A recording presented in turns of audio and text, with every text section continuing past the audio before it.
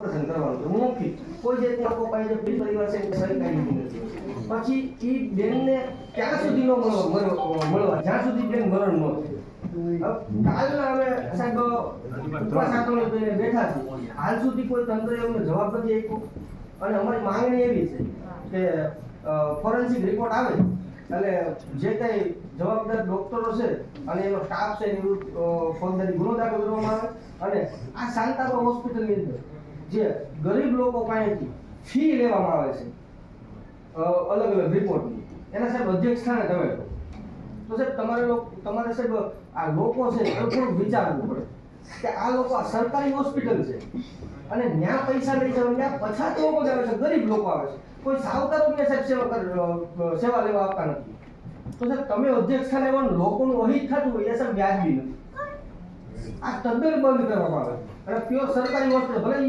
Shantaba general hospital halal અમને કાંઈ વાંધો નથી અને કદાચ એને ન પોસાતું હોય તો એ સરકારને સુપરત કરી દે અમારે તો મફત સારવાર છે જોઈએ છે કેમ કે ગરીબ લોકો છીએ અમે એક ટકનું લઈને ટકનું ખાવાવાળા છીએ તો આ 5-5 10,000 રૂપિયાના રિપોર્ટિંગ લોકો કરે છે તો અમારે કાઢવા ક્યાંથી છે ઘણા એવા બનાવ મેં જોયા છે મને મહિનામાં 5 એવા ફોન આવ્યો છે કે નરેશભાઈ લોહીની બોટલ ચડાવી સમજે પૈસા નથી તમે લોહી આપવા આવો અને લોકો 800 ને 1500 રૂપિયા લોહીની બોટલ લે છે એક્સરે રિપોર્ટ આ સીટી સ્કેન આ બધી લોકો પૈસા લે તો સાહેબ સરકારી હોસ્પિટલ છે પ્રાઇવેટ છે અમને કાંઈ સમજાતું નથી તો અમારે સાહેબ સિવિલ હોસ્પિટલમાં જઈ અને અમારે જીવ બચાવવા જવાનું તો અમારે ત્યાં મરવા જવાનું સાહેબ તમે અધ્યક્ષ સ્થાને છો આ વ્યાજબી નથી તમારે લોકોના હિતનું જોવાનું છે તમારે કોઈ પ્રાઇવેટ કંપનીને કોઈ ટ્રસ્ટને ફાયદો થઈ છે એ જોવું વ્યાજબી નથી એટલે અમારી માંગણી એવી છે જ્યાં સુધી અમારી માંગણી પૂરી ન થાય ત્યાં સુધી અમે ડેડ બોડી લેવાના નથી ભાવનગર અત્યારે હાલ કોલ્ડ સ્ટોરેજમાં ડેડ બોડી છે અને અમે સરકારી હોસ્પિટલના ફટાકડમાં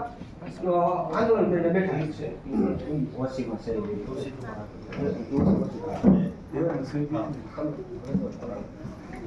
સાહેબ આ જે બનાવ બન્યો છે અમે દિગ્વિજય સમાજનો કાર્યકર્તા છું તો આ રીતે આ દીકરાને જે બેનને મારી નાખવામાં આવ્યા છે અને ખોટી રીતે જેને અત્યારે વેદના સહન કરે છે તો એને ન્યાય મળે યોગ્ય તપાસ થાય અને જે તે ડૉક્ટર જવાબદાર છે એને કાયદેસર કાર્યવાહી કરવામાં આવે એને ગુનો દાખલ કરવામાં આવે અને જે કાંઈ તમારે કાર્યવાહી સરકારી પ્રમાણે થતી હોય એ તમે કરો અને અમને આમાંથી ન્યાય અપાવો એવી અમારી માંગ છે.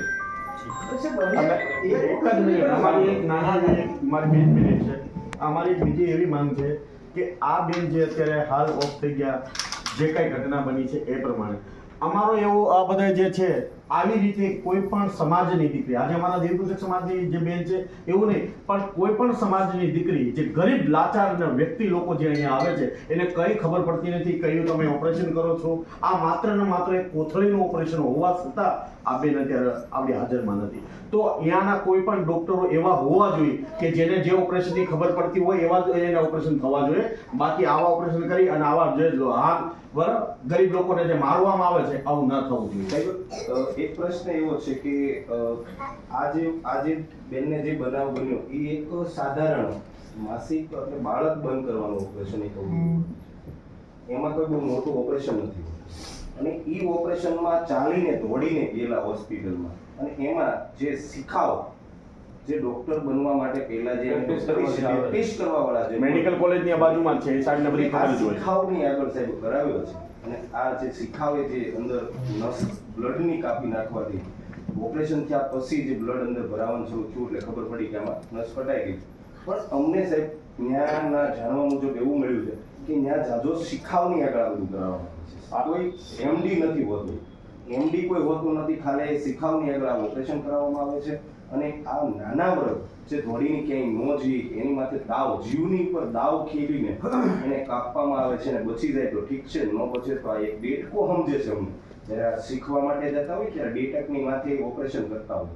આ અમારા સમાજને ડેટક સમજે છે કે આ સમાજ કોઈ દિવસ આગળ નહીં હાલે અને રહી વાત અત્યારે અમે એની પાસે માંગણી કરી કે આ ઓપરેશન કરનાર ડૉક્ટરનું નામ શું હતું સ્ટાફનું એ નામ નથી આપતા પીએમ રિપોર્ટ પર ભાવનગર અત્યારે અમે મોકલાવ્યા છે પીએમ અત્યારે બૈરા નિંજા જ પડી છે તો અમને રાતોરાત એવી જાણવા મળી ગયું છે કે અહીંથી ટ્રસ્ટીઓએ મેનેજમેન્ટોએ ફોન કરીને એવું કીધું છે કે અમારા પગ ઉપર કુવાડ આવે છે એટલે તમે ત્યાંથી થોડુંક પાછા પગ રાખજો ને અમારી માથે કોઈ આફત આવે નહીં એવું થોડુંક ધ્યાન રખાવજો એટલે ત્યાંથી પણ અમે તરત જાણવા મળ્યું કે એવી લાશ લીધી નથી એટલે તમારી આગળ અમે આ ભિક્ષા લઈને આવ્યા છીએ આ બૈરાને નહીં પણ એની પાછળ 5 બાળકો છે એને ન્યાય મળે અને આ એનો છુપાવા કરે છે એટલે અમે હજી રાજકોટ કે પછી જામનગર પણ આનું બીજું પીએમ રિપોર્ટ કરાવવા જશું એવી તમે પણ અમને નાના માણસોને જરાક મદદરૂપે થાય એટલે ન્યાય મળે એવી ખાસ સરકાર આપશું.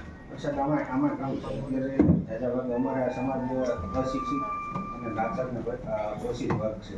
આમાં સક્ષમ લોકો હોય અને કોઈ કેપેબલ હોય તો આનું ઘણું બધું કરી શકે, પણ અમારે તમારી પાસે આશા લઈને આવ્યા છીએ. તમે અમારા માવતર તમે અમારી પાસે અમારી ભાષામાં દેશી ભાષામાં તમે માવતર કહેવાય.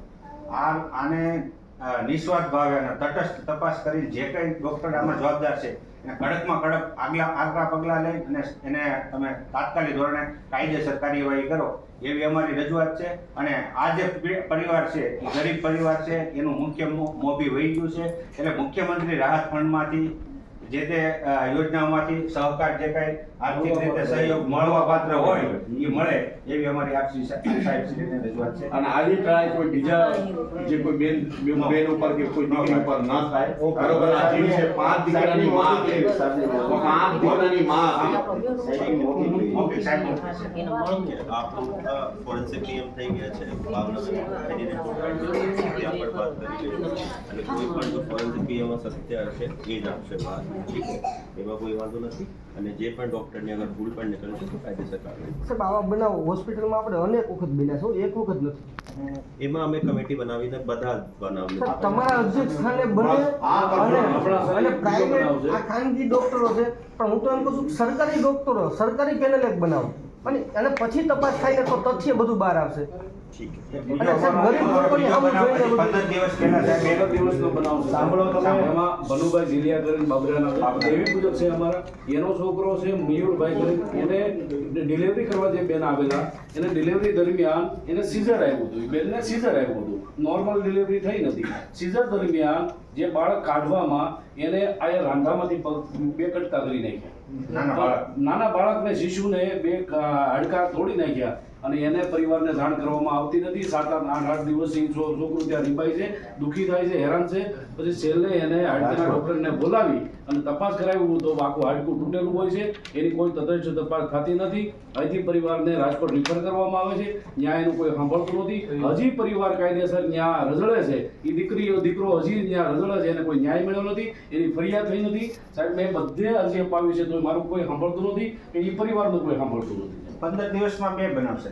ઠીક. સાંજના 4 વાગે એવું કહેવામાં આવે છે કે આ બેનને નોર્મલ ડિલિવરી થઈ જશે અને સાંજના 7 વાગે એવું કહેવામાં આવે છે કે અંદર દીકરો ઓફ થઈ ગયો છે. એટલે આ એક જાતનો એ ફ્રોડ છે. તમે એની અંદર પૂર્વ તપાસ કરો. આ ઘટના બની એવી બીજી ઘટના ન બનવી જોઈએ. કોઈ પણ સમાજનો આ દીકરી મરી જાય, આ જીવ છે, 5 દીકરાની માં છે, આ એક જાતનું ફ્રોડ છે. એના ઊંડાણપૂર્વક તપાસ કરવાની ખાસ જરૂર છે. સાહેબ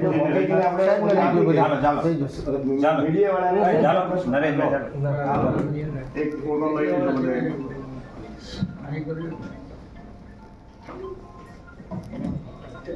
ઠીક છે.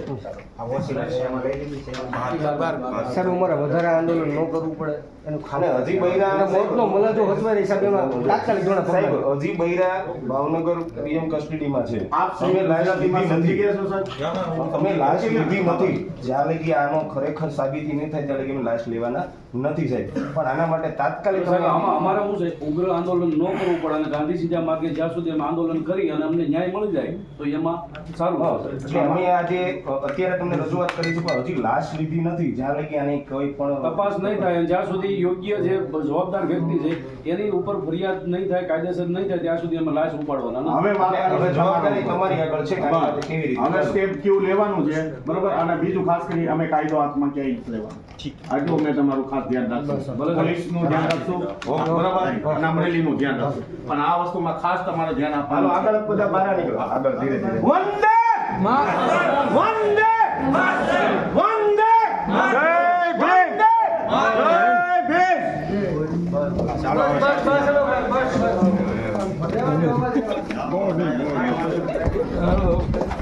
બસ.